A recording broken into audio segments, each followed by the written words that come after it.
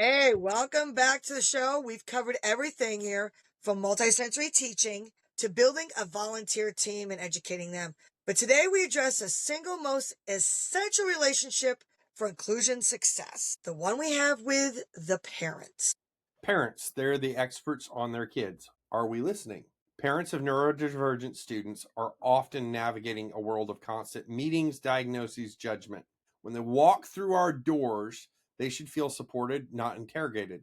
We need to flip this dynamic from we need to fix your child to we need your wisdom to serve your child in our churches. A lot of times you walk in and it's that focus on lack we've talked about for several episodes. Your child's not normal. Your child doesn't fit the box. Your child fill in the blank. Yep. And I must confess, I'm not a parent here, so I'm going to be leaning on your expertise a little bit today. But that shift, I think, is critically important. Yeah, that shift is everything. And we could spend hours on training, but parents hold actually the irreplaceable longitudinal data on what works for that child's unique brain. Because as we've said before, every child, doesn't matter if 5 of them are neurodivergent, 5 of them are ADHD, every single one is different. And these stakes are high because if we don't build the trust with those parents, we're going to lose that student. So let's And go ahead also, and talking about trust. before we do that, I was going to say this is also a theological thing. Like Deuteronomy 6 says this, that parents are the ones who should do the when they rise, when they go to bed, every moment, remind them of Christ. And so if that's the parents' responsibility and we're stepping in and taking that away from them, that would be a really, really bad look and a bad location for us to be. We need to be partnering with parents, not trying to fulfill their role. And so, setting that stage up and thinking about this, our approach to these relationships must be rooted in this idea of trust and humility. These families are often experience significant stress, what research calls the tyranny of the urgent. I know this because an ADHD person, I can have 6 loads of laundry, but it's not until I have no socks that I'm motivated to actually touch my laundry. It's not till I can have 6 months of not having cleaned anything in the house. Doesn't motivate me. But when mom and dad come over, you better bet that thing's getting cleaned worse than spring cleaning from mom, because that's what motivates me. It's this urgency that helps. And it's something I have inside of me as an ADHD individual. A lot of times, as we've discussed, ADHD lacks the internal locus, it needs the external supports. So we as leaders need to think about this.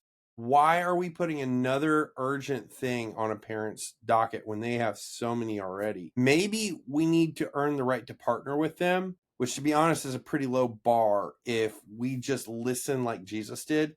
Think of the beggars and the people Jesus constantly asked, "What do you need?" It reminds me of this quote that Johnny Erickson Tada said: God never intended for the family to bear the burden of disability alone. When the church steps up to include and affirm and listen, we're embodying the communal nature of the body of Christ.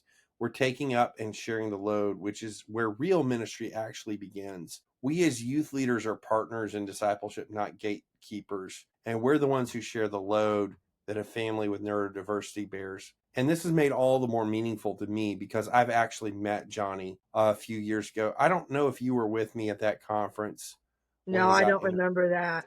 but it was really meaningful because I met Johnny and we had a good conversation. And there's so much space needed to just sit and listen to these families who are going through all this. Yeah, I and don't I'm know. thinking, What do you think? well, I know as a parent, when I first took my son to a VBS at our church when we first started attending, he was auditory sensitive. We've discussed this in previous episodes where he was shut down with loud noises or just the ambiance in the room was too loud. And we knew it was too loud, so I had him muffs to cancel the sound. And at the second day, I was like, oh, where are his muffs? I need to take those home. And they're like, does he need them at home? And I said, no. And they're like, well, Mama, why don't you leave him here? We'll leave him in his classroom. We'll make sure he wears them every day. And they did. They made sure if they saw those signs, they watched for it. Here's your muffs, and he knew to put them on. But as a parent, it made me feel good that they saw his need and they said, we got you covered. Since he's going to be here all week, we're going to take this off of you by worrying about not forgetting them. We're going to have them here and ready for him. His teacher was like, yep, mama, every day I walk in, mama, they're right here for him. And at the end of the week, they're like, okay, he did great. He didn't shut down. He had a great time. He still remembers that VBS to this day, 7 years later, 8 years later. But as a parent, it was that little gesture of, hey, do you mind us hanging on to those muffs? And we'll make sure he wears them when he needs them. That meant the world. And I was still new at the church, but that meant the world to me. That sounds like they were really building trust with you. And today we're providing kind of a framework for that for youth pastors and churches. We want to build that 3-part framework of building relational trust, designing communication protocols, and providing family support that's practical. So let's get started with that. One of the things that I want to say is we need to stop starting the conversation with generic diagnoses and ask, tell me your story. Everyone has a story, and stories are meant to be shared. So the first meeting should be purely relational. It's over coffee without the student present. A lot of times, if you have a family like this, they are coming in, they know they're coming in hot. They know they've got stuff that's going to disrupt the classroom, and they're just scared to do that. So having a chance with a pastor or a leader or someone else, even the time when I had students come in who had some higher grade medical needs, one of the things that we made sure that we always did was, hey, as a small group leader, you're included with the pastors when we go have this conversation. If your church has a special needs branch, that might also be someone who comes along, but you have a little impromptu coffee session and say, hey, tell us your story. We just want to be here for you and support you. And that is so important to parents, I think. I'm not sure, but it sounds a little bit like your story, that they were already trying to listen to you and trying to provide for you. So this is about listening then. Start with questions like, what are 3 things you love most about your child? Or what's a time a teacher or leader truly got your child? An instance, my experience with VBS. And this shifts that focus from pathology to personality and strengths. Research shows that consistently parents respond positively when their child's gifts are highlighted before their challenges. It affirms their reality as parents. We aren't just managing needs, we're nurturing a student's design. And that is critically important when we say that there's room at the table for every kind of mind. We want to look at the design that God has for them and re-emphasize that even to parents, because a lot of times I feel like you as parents are asking the question, what did I mess up, or is this just not recoverable, or whatever is going on. And so by providing a little bit of support and listening, we're nurturing not just the students, but we're nurturing the parents as well. Yeah, because a lot of parents will go in and worry, well, they're not going to understand my child like I can understand them. They're not going to get my child. And some of them may be reluctant to let their student go deeper into a ministry or a youth group or whatever, because we're going to be scared. What happens if my child has a breakdown?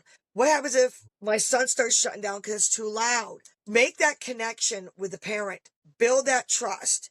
Because we've got enough on our plates. Worrying, like you said, what did we do? How did we get here? Where do we go from here? How can I trust anyone with my child? Because obviously we might be a little bit more protective of that child because they're not neurotypical. So definitely extending that communication is big because we got enough going on. And knowing someone else cares on that genuine level that we care about our student as well. You want to take time.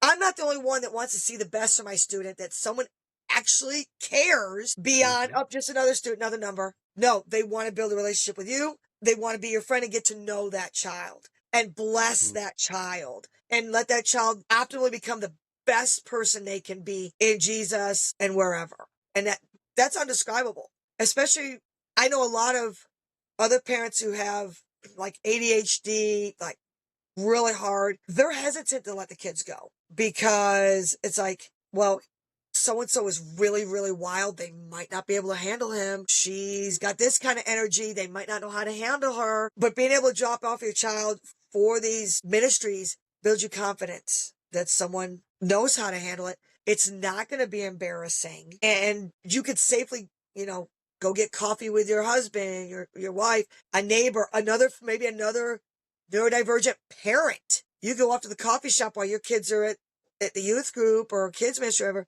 And you can leave, go with confidence and spend time together, have your own little like God moments as two parents of neurodivergence. So it's really helping both parties. You're taking the child off their hands for whatever time you're nurturing and loving on that child, but also giving the parent time to relax, breathe. Because I know there's some kids out there, they have to be watched 24/7. And that mental break, even for an hour, speaks volumes to a parent who has a child who is very deep into neurodivergency. We'll be talking about that a little bit later on. But would you say that parents with neurospicy children often live in a cycle of wondering what the next call is going to be about? Sometimes, yeah. That like it's always, what did Junior do now? Or, oh, what did that happen now? Yeah. I find myself when someone from the kids team hunts me down, it's like, hey, T, your daughter. I'm like, what did she do? Or if I get a text from the youth team, it's like, what happened? And I know it's usually from being neurospicy. Like several years ago, my son, they came to me afterward. I thought everything was peachy. And they're like, well, we had to pull your son out. He got a little upset. And I'm like, what's going on? They're like, well, he got a little overwhelmed, but we pulled him out of the room and we just walked him up and down the corridor. I'm like, my word, is he okay? And I'm freaking out. It's like, what did he do? And they're like, because I knew he would have a tendency to maybe get a little mean and snarky, but they handled it very calmly. And the teacher, they actually pulled him out. I'm still good friends with her to this day. She's still wonderful and still cares about the kids. And I'll never forget this. She was like, he was just getting a little overwhelmed. I mean, so gentle about it. Just got a little overwhelmed. But when she came to me and said, yeah, he did this, but it's okay. And automatically she's like, well, let me tell you about what he did today. And I immediately jumped. Even though I'm in the building, they know where I'm at. I jumped. Friends who have neurospicy with, they go to public school or private school. They're not with their child. They worry when those text messages, bling, okay, what's going on? Communication is always key because a lot of times we don't get communications that are good. It seems like people only communicate when there's something going awry. Something is just like catastrophic chaos. So would you say that implementing a cycle of good news first in a communication policy for your team members would be helpful to you as a parent? Yeah, definitely. Give us some good news. Give us the positives. I actually had a leader coaching me, telling me like a compliment sandwich, give good news, then give where you can build, and then give some more complimentary news. And I think this would kind of be for leaders letting us know about our kids. Hey, Johnny was a really good boy today. He was helpful with the other kids. And then discuss maybe where he wasn't so great. That, hey, we know this, we're going to build on this. We're working with him on this, and discuss that with a parent, and then bring it back in but overall, he's doing great. We're seeing improvement in these departments. Even just receiving, I know I'll sometimes get panicked because I'll get a text from somebody and go, oh, it's bad news. Don't always just text the parent or reach out to the parent for chaos, for their spiciness. Let us know, hey, their spiciness was a blessing today. Give us the good news. Even if there's no bad news, give us some good news. So that way, when we see that name ping up on our phone, that we don't go into panic mode, that something bad happens, something bad's going on. Give us Johnny did this today. We can tell he's working on it and he's showing so much improvement. Go mom, go dad, go little Johnny. I think this is kind of crucial. It sounds like so much communications to parents of neurospicy individuals is all in the negative. Every accident and incident and every interaction shouldn't be about behaviors. We need to mandate that volunteers send a simple text or email at least once a month saying, hey, Jakey was so focused today while building that model, or I love their insight during our discussion. Making sure that we're overemphasizing sometimes the positive so that when the negative drops, it doesn't feel like an attack against them. Exactly. That power of affirmation. Those simple acts pays in dividends and trust with a parent. Definitely. And if you do need to address a certain issue that's not so great, it's more negative, we will definitely see it in more of, you're partnering me, and we're not going to go on the defensive like, why is my son doing this? What did you do to trigger this? Why is my daughter acting like this? And you also see what our children are worth, not just the ugliness that you might think is there, see the beauty in their gifts, and see that it's a gift and work with those gifts and that they have worth. And that builds up the child's self-worth, how they see themselves, and don't go, well, I've got this, and so I must be less. No, build up that spiciness. And that's going to make the parent feel a lot better too, knowing my child's not judged and neither am I. And my child is still loved. My parenting's not being judged because of X, Y, and Z. All around, everyone is going to feel better and more confident. Can I just echo here that affirmation and positive words are some of the most lacking things in a neurodiverse person's life?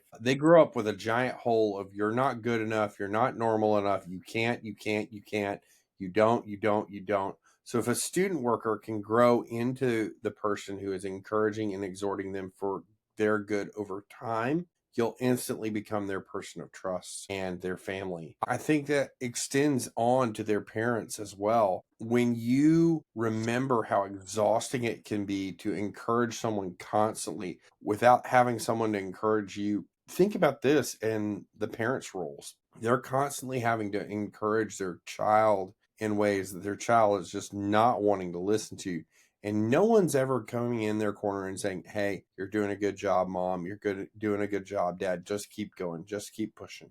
I think that's a critical need in most churches. I think that's a critical need in most youth ministries. This plays out in our roles to encourage parents of neurospicy students, because oftentimes they are the subjects of judgment and side conversations. What did their student do wrong this time? You said that about 4 or 5 times just now. So we need to make sure we encourage parents and grandparents of neurodiverse students. I think that's an important task, finding ways to do so. But there's another protocol we need to talk about, and that's the no surprises rule.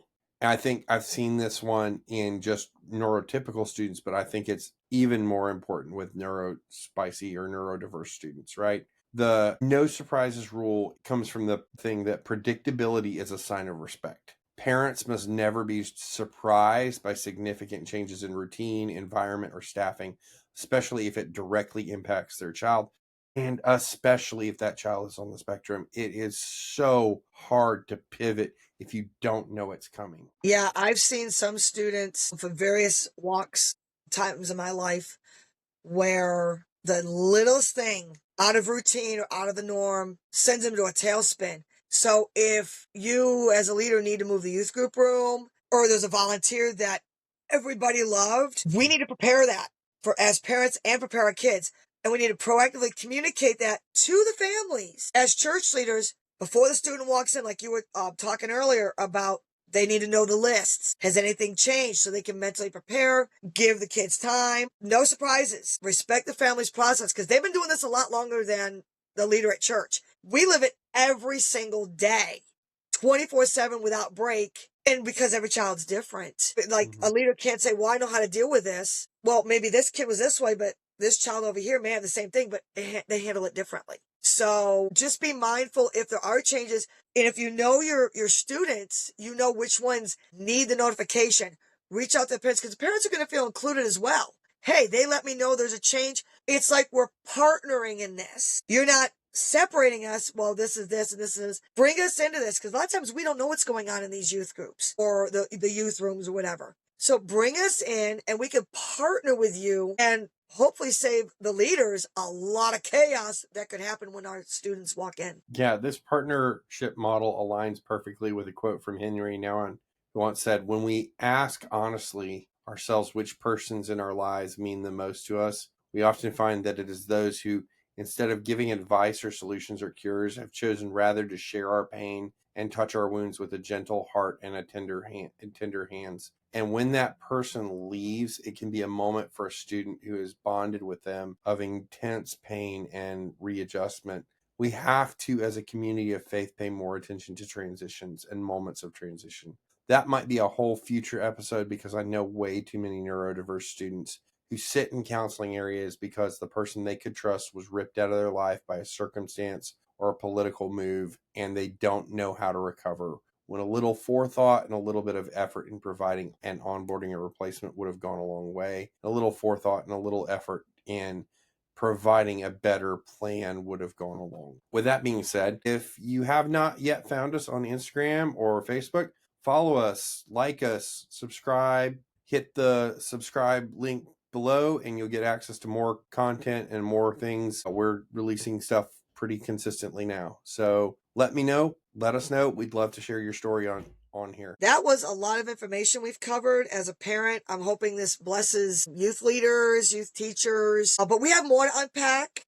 Remember, there's always room at the table for every kind of mind. Remember that parents, I know you're facing an uphill battle, but there's other people in your corner with you. You're not alone. Reach out. It's not alone. You're not alone. We'll walk with you through the whole process. And with that, I'm going to turn it over to T, because you're the mom in the situation. You know more than I do on all of this stuff. Yeah. What are some practical things that we need to be looking at as youth pastors? Well, we need a system for quick, effective information transfer of what's going on that doesn't rely on just a 10-minute conversation every week. Because sometimes we have things that take more than 10 minutes. Let's call this a two-way street tool. Okay. What does this involve for us as youth leaders? Like, that sounds expensive. Does this involve an app? Does this involve like some sort of like a pen and paper situation? What does it involve? Well, from the incoming side, parent to leader, quick notes, key information beforehand, especially one-on-one.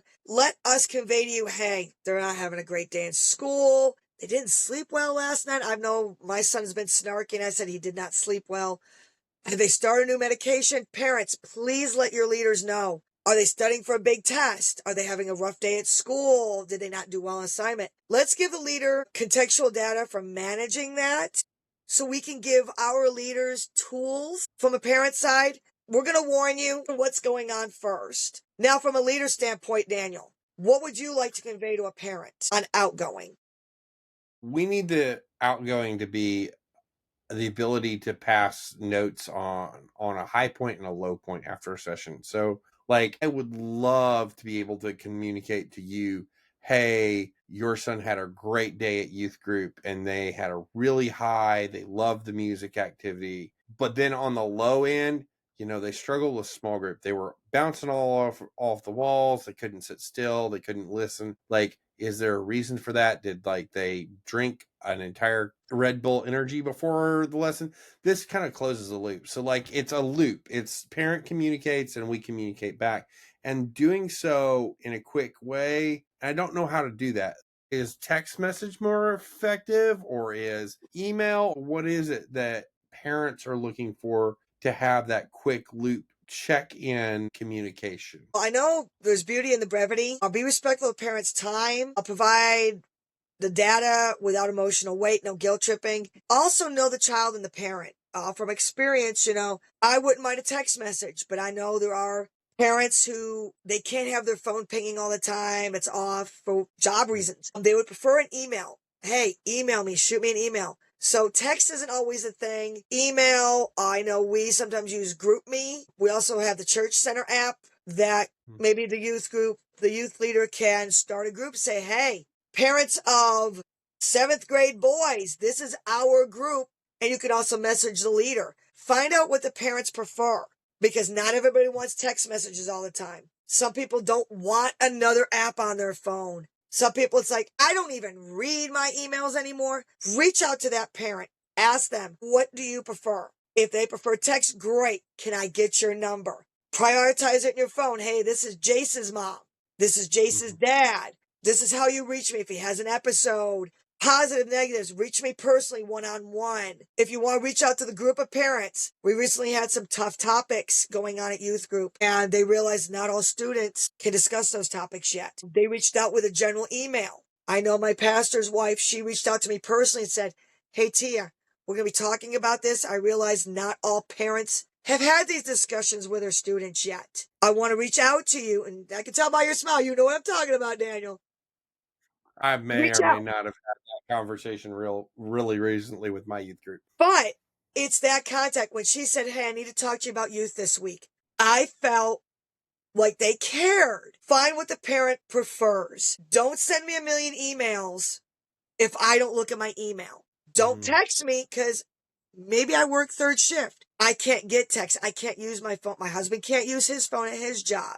Find out what works best for the parent. Be concise, but give us the information we need. Good, bad, both. Let us know, but use what works best for that parent. Full transparency, this is an area that I think every youth pastor is still working on. I'm not sure any area has a golden bullet that's the best way to communicate. When it works, it's beautiful and so incredibly helpful, but this takes a good bit of trust and to accomplish this kind of communication, I think. And it takes time to build towards it. And so the more consistent we can be, I think the better off it gets to be. This should be a standard for every kind of youth group now with digital communications, but you really need point people. You need to establish that person that is with that family, whether that's your small group leader, your Sunday school leader, your youth pastor. Although please don't make it just the youth pastor. The youth pastors are already have 16 other things going on in their brains every single second of the day. But parents often get exhausted calling multiple people, the teacher, the youth pastor, the volunteer coordinator. We need to consolidate, establish a single point of communication, a point person, a point app, something that communicates as much as you can. I think that will be helpful, it sounds like, because it sounds like we're all getting inundated with everything. Any tips for that with you? Yeah, I agree. Having that single source for truth, that's a big help. I know I have been frustrated in years gone by where they're like, oh, you need to talk to so-and-so about your daughter or my son. Well, I go to that person and they're like, oh yeah, well, so-and-so was there. So you really just need to talk to them. And I go to that person. It's like, well, I was there at the end of whatever happened or the event. So-and-so was the one that was actually witnessing it. So now I got to go to that person. But when you're in a big church building, where are these people? They already left for home, or they're at the other side of the church where I was just at, but I was told that they were this side. Make it one. Don't tell people. Or even in a small church, like it's that person has already left. They might not be here for a couple of weeks. And then you're trying to Exactly. figure out, how do I get in contact with that person? You got to have point people in communications Yeah. There's somewhere. value of consolidation. I think that person or that app or that method of communication manages just the flow. They gather Definitely. the information for the volunteer team, they relay it to parents or vice versa. It eliminates this fatigue parents have for constant information and ensures Yeah. that everyone hears a consistent message, because I think a lot of it is just the inconsistency that gets us. And if you have to, start a group text with all the people that were involved. Say, hey, I will get a hold of everybody. I will text you and bring everybody in on that text. Even if you can't meet because the person's left for the day, might not be back for a month, do a text. Have John, Josie, Patrick, Rebecca, have them all on there. Hey, I'm the parent of Pixie. What happened? This way they can all add what and be on the same level. Consolidate it into one thing. I mean, consolidation's key. There's too much going on in a parent's life, too many people. Okay. So let's talk about yeah. communication on that. Yeah. So would you say that this is something that is just for the student, just for the family? Like how does this work? I think the communication flow works all over because the student might not be able to convey to you what's going on. So you've got the he said, she said over here with a student, any volunteer that was involved trying to relay information. Like if you have a nonverbal student, obviously they're not going to be able to let you know. All you know is they're upset in a bad situation. You're not going to get out of them what happened. We need the communication clear, concise, consolidated, because it's fatiguing. You've got all these stories, all these things coming out. Like say your nonverbal student's having a rough week. Well, you got to talk to their teacher, their school counselor, whatever is going on at the church. That's a lot of people. So if your church person is going, well, what happened at school? Then you got to contact the teacher to let them know at the church. That's just tiring. No parent has time for that. We need concise, consistent, cohesive message. Everybody on board. I don't need he said, she said, he said, she said, he said, she said. I need it all in once. What's going on? Good, bad, and ugly. So what you're saying is our partnership can't stop at just the student. We need to recognize the pressure on parents and siblings, and maybe we need to ask better questions like, what does your family need to thrive? Yeah, support the entire family. Get out from the survival realm. right? Yeah, the partnership cannot stop at just a student, especially if there's multiple students in the family. Um, there is a lot of pressure, especially if you have a neurospicy sibling, but the other siblings are neurotypical. They're feeling the pressure and stress too. They're going to be worried about, I especially have families that I know where they're neurotypical and neurospicy. And the neurotypical, even other neurospicies, neurodivergent, they're worried about what's going on with their siblings. Maybe they're old enough to know something's not right with my brother or sister, but I don't know. I don't need 50 million communicators. I need to know what's wrong, but without all the details. I want to know my sibling's going to be okay. Don't throw all these things at them. Keep it simple. Ask questions. How can we help you?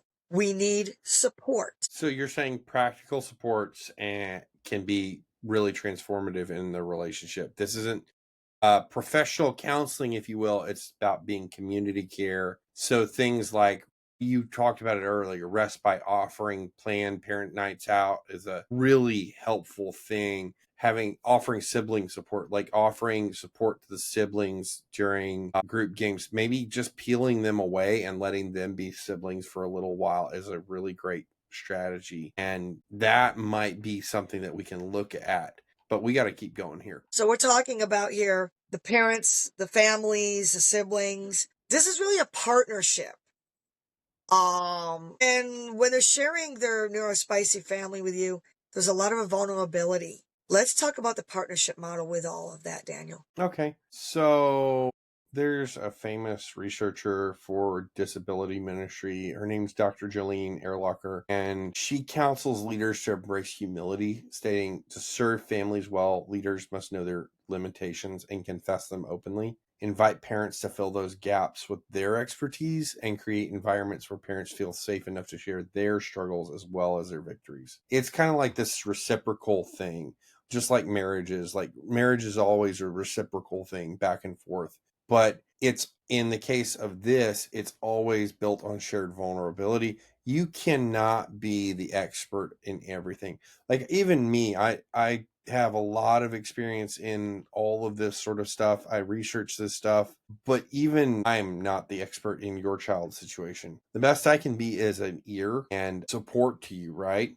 We were Right. talking about having some kinds of supports that were offered. What are some other supports that you could say would be helpful to your family and all of this, especially like as they age and as they get into student ministry? What are some supports that you wish you had? Currently or in the past? I mean both at this point, but I'm curious from you, what are some supports that a church could offer that would be really helpful for you, considering both your students and where they are and what they're looking like? My church is really good about it. Our leaders are fantastic. They do go through training before they are allowed to be a leader. We keep the leaders separate. Men lead boys, women lead girls. So that's good. Maybe a little bit more training. I know we have some students that they like to move around. Mine, not so much. My daughter is not in youth yet. She will be next year. I know she's going to be the chatty Cathy, always need to move around. But I think opening those conversations, having those conversations more, like we discussed, the brevity, because sometimes I don't get to talk afterwards because parents, once the students are in the building, they close the doors, security watches. So we don't get to go in there and meet with their youth group leaders after. So even though the church follows up with, hey, talk to your student about this lesson tonight, it would be nice to be able to talk to the youth group, which on Sundays when we see their youth leader, the small group leader, I should say, we don't get to talk because they're with their families. They're spending, a Sunday worshiping and learning about God. So we don't have much of that time for a relationship to talk about, hey. So it'd be nice to have almost like a a PTA meeting with their leaders to say, hey, go ahead, Daniel. So like a semester kind of coffee or a quarterly coffee or something like that. Yeah. You're saying would be a great idea for a church. And I don't think that would cost really anything. Coffee and donuts is like Baptist heaven. We And we can don't do even have to do it off site. Call us into the church, into one of our meeting rooms. Say, it's that. not a bad meeting. We just want to Because one thing we're big on in our church is your spiritual healthiness. And it would be great to get in with the youth leader and say, hey, especially with us with neurospicy kids, have that meeting at the beginning. Not want special treatment. Just say, hey, my son is this. This is what he likes. He doesn't like. This is what really upsets him. So just be aware if you see him like shutting down. My son, when he's in small group, the leader gave him a little book. What does my son like to do? He doodles during small groups. Oh, yeah. And through my reading and talking with you, I've learned that doodling is a release. It's how they handle some things. I've It's a noticed him form of doing on his schoolwork. Sorry? it's a form of stimming, right? Stimming, yeah. Remember back, yeah, Yeah, that that's it. episode. That's the word. It escaped me. He's stimming, and he used to do it in his school books and on his tests. And I'm like, why are you doodling? Because I wanted to. Now I know it's stimming. His notebook for his Bible notes, he's got a bunch of Minecraft doodles. I'm like, well, are you paying attention to what you're and yes, I'm paying attention. We talked about this. This is the Bible verse we learned about. This is the icebreaker game that we did to break into the lesson. He's remembering, even though he's got a ton of doodles on his page. But being able to go into it, especially with us with neurodivergent, neurospicy, if I just drop my kid off, he's a 7th grader, the leader is not going to know. We haven't had that opportunity to say, hey, I know there's other kids that are on medication. My son is not. But I want to be able to say to his leader, hey, he's having a rough day today. So if he's a little snippy, this is why. So to have that conversation with a leader at maybe the beginning of the youth group session, not every day, but for the semester, because we're broken down in semesters, be able to say, hey, this is what he's going through. This is the triggers to look for. If you see this, expect this, or this is how we've learned. Again, not weekly, not necessary, but maybe at the start of the semester, meet with a parent, find out, okay, what's going on with your student? And then at the end of the semester, you as a leader meet with us and say, well, this week, Jacob did this semester, I should say, not week. Meet a week and say, this is what happened this semester. We've really seen growth in these areas. We see him still struggling with, maybe it's attention, or maybe he's still talking in class. Let us know how you've handled our student, because it's a partnership. If you found something that worked that we haven't found, we want to know about it and implement it at home. My son had a leader. I didn't even know this was going on. He was getting on. Hey, did you read your Bible for 5 minutes today? And my son was like, no. I'm like, he was supposed to be reading 5 minutes a day? Yes, ma'am. Why didn't you tell me you were supposed to be reading 5 minutes a day? Communicate that way. We can help partner with you to keep our student on track with you. Send that text. Hey, Tia, your son's doing great, but this is what we've implemented this week. We really want to see our students grow. My son, I forgot. I was supposed, well, how am I supposed to? So let's open that communication before the semester and then how they did at the end of the semester. This is what I'm letting you know is going on with a student. Feedback to me at the end of the semester. Coffee. And it makes it more personal than just pling on my phone. Oh, great. So-and-so reached out. What's going on? Because you and I both know texts are cold. Texts can be read wrong. You may have read it in this bright, sunshiny good news, but I may have conveyed it as bad news or not great news. Being able to get that facial, especially if you've got a neurodivergent parent as well. I'm finding I'm a little neurospicy, so I misread things. I misconvey things. I admit it. That one-on-one verbal face-to-face goes a long way. So to summarize here, partnering with parents means building relational trust with telling your story, practicing good news first policies, designing communications to be a two-way street, Yes. and establishing clear point people or point apps to communicate with, and then supporting the entire family, not just one piece, not just the student, but also the parents and the siblings as well. Those might be some good things. Do you have a final challenge for us today? Final challenge. Don't do all this at once. Let's start on a good foot. Let's do one. If you're a leader watching this or you're a parent watching this, encourage your leader to start implementing this. Have that conversation with them. Let's talk about the good news first. Let's do that. Let's have our volunteers send one no problem related text, email, whatever the preferred communication is, just to affirm the positive that happened in your student this week. Plant those seeds of affirmation so the parent's not freaking out. Oh, Lord, I got a text or an email. Show that you care about the student. You're encouraging. You're there. Because parents are going to be more welcoming to you if you give good news than if you're always the bearer of bad news. They're not going to want to deal with you if you're always bearing bad news.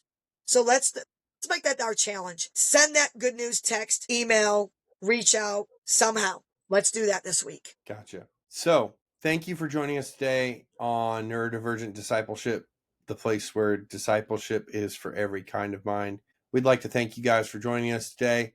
Hope you guys join us again in another 2 weeks when we release the next episode. Meantime, subscribe, like, share us with your friends. If we've been a blessing to you, share us with friends, youth leaders, other places. We'd love to be a support to as many people as possible. There is always a seat at the table for every kind of mind. Blessings. We'll see you later. See you next time.